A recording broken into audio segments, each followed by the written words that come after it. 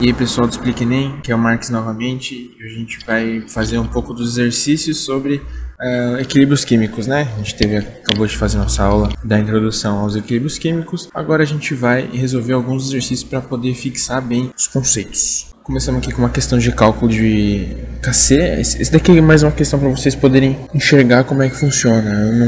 Não é uma questão típica de Enem, mas é uma questão que serve para você enxergar como é que funciona, né? Porque uma vez que você consegue ver, consegue entender como é que funciona o equilíbrio químico, como é que você consegue calcular, vai ficar muito mais fácil para a gente prosseguir com o deslocamento de equilíbrio, que é o que a gente vai ver na próxima aula. Então vamos lá. Se 1 mol de H2, né, de hidrogênio, e 1 mol de iodo gasoso, né, os dois gasosos, em um recipiente de 1 litro, atingirem a condição de equilíbrio a 500 graus Celsius, eles dão a temperatura para falar que a constante de equilíbrio ela é válida para uma dada temperatura. Então, se mudasse a temperatura para 600 graus Celsius, a constante com certeza ia mudar. E não poderia ser válido esse valor aqui. Então, quando ele diz a temperatura constante, não se preocupa com a temperatura.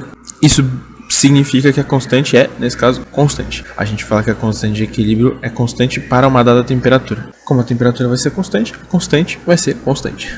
A concentração de HI, né, do ácido iodídrico, no equilíbrio será, aí a gente tem que saber, ele dá o Kc, né, como eu disse na última aula, na nossa aula teórica, o Kc é a constante das concentrações, como são gases poderia ser a constante das pressões, mas a gente não tem nenhum dado das pressões, vamos trabalhar com concentração disso. Primeiro, né, a gente tem 1 mol de H2 em 1 litro e 1 mol de I2 em 1 litro, então a concentração dos dois, né, esse Mzinho aqui, a gente vai falar de molaridade, é igual a 1 mol por litro, né, por os dois. Então, para ficar mais fácil a nossa conta. Toda vez que a gente vai resolver um exercício de cinética, a gente tem que montar uma tabelinha. A tabelinha da estequiometria da reação, que é, a gente tem aqui, né, a reação como ocorre, ela balanceada já, né. Perceba que o número de átomos dos produtos tem que ser igual ao dos reagentes. Tá? Aqui os produtos, eu tenho 2GH, 2G, e aqui eu tenho 2G e 2GH. Então, beleza, balanceado, né, já balanceei aqui para vocês. E a gente vai ter que fazer a reação conforme a estequiometria pede. Então, no início, aqui é uma tabela de mol por litro, né, eu coloquei sem as unidades, mas aqui é mol por litro, tudo eu vou trabalhar em mol por litro. No início eu tenho 1 mol por litro de H2, 1 mol por litro de 2 e 0 mol por litro de HI.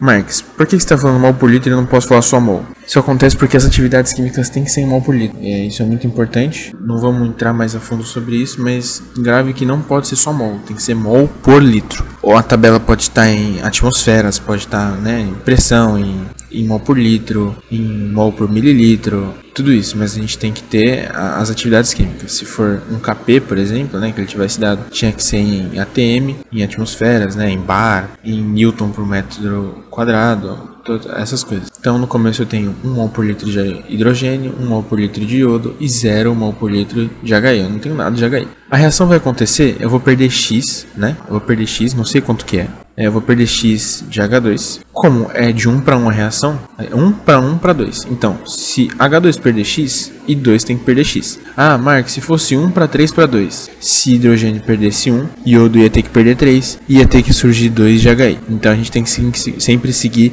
nessa linha aqui de reação, a estequiometria da reação. Então, eu vou perder X de H2, vou perder X de I2 e vou produzir 2 de HI. Então, mais 2x. Perdeu X aqui, tem que produzir 2x aqui. Isso tudo para manter a estequiometria. No final, quanto que eu vou ter, né, no equilíbrio? Eu vou ter 1 menos x mol por litro de H2, mesma coisa, 1 menos x mol por litro de 2, e 0 mais 2x, que dá 2x mol de HI. Note que aqui isso ficou igual porque as concentrações eram iguais, as concentrações iniciais eram iguais, e porque a estequiometria deles era iguais. Eu poderia muito bem colocar 1 mol por litro inicial de H2, 2 mol por litro inicial de I2, e aqui ficaria 1 menos x, 2 menos x, e isso dificultaria minhas contas com certeza, mas equações de segundo grau que vão fazer isso quando a gente aplicar a constante. A gente tem que sempre lembrar de montar essa tabelinha, porque elas ajudam a gente a entender o que está acontecendo nesse equilíbrio. Aí, né, uma vez que eu montei, eu tenho aqui as constantes de equilíbrio das concentrações, né?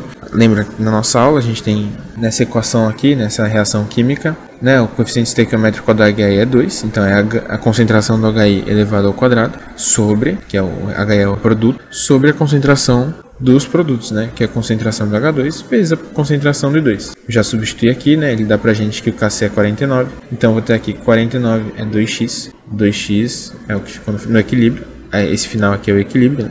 2x ao quadrado sobre 1 menos x, que é a minha concentração de H2, sobre 1 menos x, que é a minha concentração de I2. Aí, resolvendo a continha, né, eu tiro a raiz dos dois lados, tudo isso, desenvolvendo as contas que não deixo para vocês pausarem e tentarem entender alguma coisa.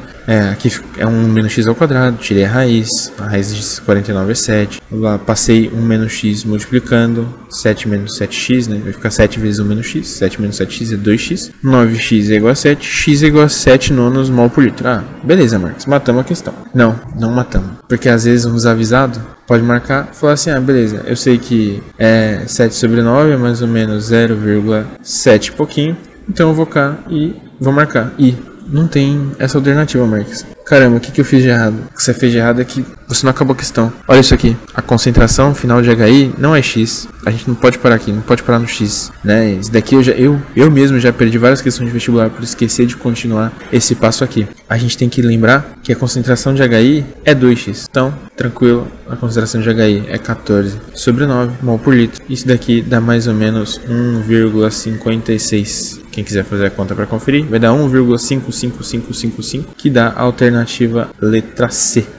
Novamente, isso daqui não é uma questão que eu me preocuparia muito em saber fazer, mas entender, mais ver essa tabelinha aqui. Essa tabela é muito importante para entender o deslocamento e aplicar essa formulazinha aqui, que ela também é muito importante para a gente saber ver o deslocamento, né? Como eu disse, a constante a 500 graus Celsius que ele disse aqui vai ser 49. Eu podia adicionar o que eu quisesse aqui, né, no início. Eu podia deixar tipo 1 milhão concentração de H2 e 0,00001 concentração de 2. A reação ia acontecer de tal forma que se eu fizesse a conta, né, se eu colocasse os valores aqui no equilíbrio, depois da reação, ainda daria 49, que é, na minha opinião, incrível. E a natureza, a gente vai ver ainda no princípio de Chatelier na próxima aula, que a natureza sempre busca manter o equilíbrio. Então, matamos a questão. Vamos para uma próxima questãozinha mais teórica, né?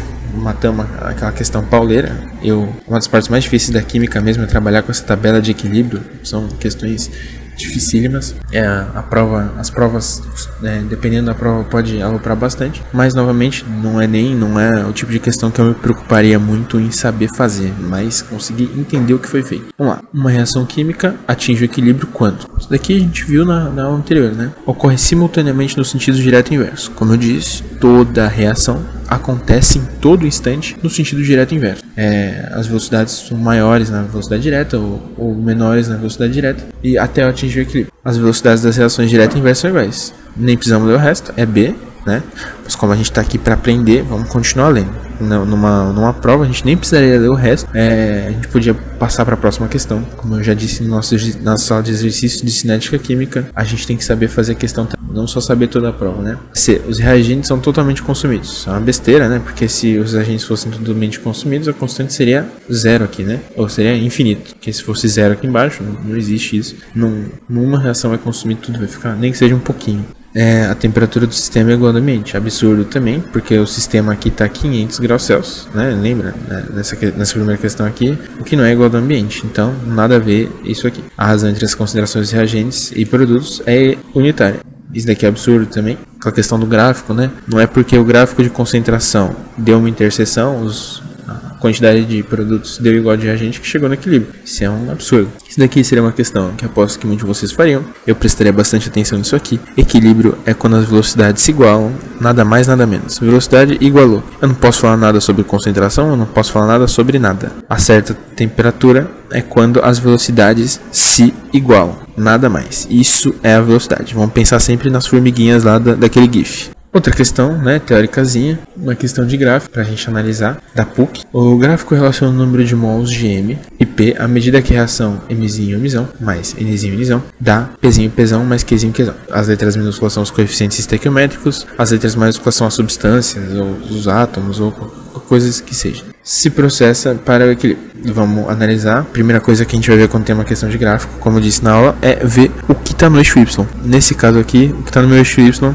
é número de mols. Se é número de mols, não tem que se igualar para atingir o equilíbrio. Ele tem que ficar constante em certo ponto, mas não tem que se igualar. Ou seja, esse ponto aqui não é equilíbrio. Esse ponto aqui, as concentrações de P e M são iguais. Mais nada mais, nada menos. Então não posso falar nada, zero. Não sei o que aconteceu aqui. Se eu tivesse tapado daqui pra cá e visto assim, número de mols, eu não sei se entrou no equilíbrio. Pode ser que entre, acontece, que a constante D1, eu não sei o que acontece de verdade. Então a gente tem que olhar, a gente tem que procurar alguma informação de quanto tá o equilíbrio. Vamos ler as alternativas. De acordo com o gráfico, é correto afirmar que em T1 a reação alcançou o equilíbrio. De novo, ó, absurdo. Não, isso daqui nem vamos ler. Eu assisti a aula do Marx, eu sei que isso daqui é mentira. B. No equilíbrio, a concentração de M é maior que a concentração de P. No equilíbrio, M, P. Não, a concentração de M é menor que a concentração de P. Então não é essa aqui. Em T2, a reação alcança o equilíbrio. Vamos ver. Em T2, a reação alcança o equilíbrio. Parece bastante razoável, porque as concentrações se mantêm constantes, né? Elas não se alteram depois do tempo T2. Então, isso daqui me daria uma certeza que a C é a alternativa correta. Às vezes, em prova, a gente tem que ver qual que é a mais correta. Então, vamos ver se a gente tem alguma outra aqui que pode ser mais correta. No equilíbrio, as concentrações de M e P são iguais. Não, né? Obviamente não. Vamos riscar isso aqui. Em T1, a velocidade da reação direta é igual à velocidade da reação inversa. Em T1, isso daqui é justamente equilíbrio, né? Ele falou duas vezes a mesma coisa. Então, de novo, o professor Marx me falou que isso daqui é mentira, lavado, deslavado. Não vou acreditar em você, prova. E então, a alternativa certa é a letra C, novamente. Essas são as questões que eu queria passar para essa primeira aula. Como vocês puderam ver, equilíbrio químico são mais essas últimas duas questões que caíram, né? A gente tem que ter bastante na cabeça os conceitos, tudo essa tem que deixar bem firmado esses conceitos, né? Sobre velocidade, que é constante de equilíbrio é constante para dada temperatura. A gente tem que ter na cabeça a diferença de um gráfico de número de mol para um gráfico de velocidade. Se fosse um gráfico de velocidade, nesse ponto aqui atingiria equilíbrio, e aqui ficaria constante a partir dos dois. Se isso fosse um gráfico de velocidade, não é o caso, é um gráfico de número de mols. A gente tem que ter na cabeça a questão que a constante de equilíbrio é constante. E é isso, não tem muito o que firmar nessa parte inicial de equilíbrio. É uma matéria bem tranquila, né, inicialmente, de se trabalhar esse tipo de exercício nas apostilas. Com esses três exercícios aqui vocês conseguem, né, dar uma pensadinha. E no mais é isso. Espero que tenham gostado e até a próxima aula.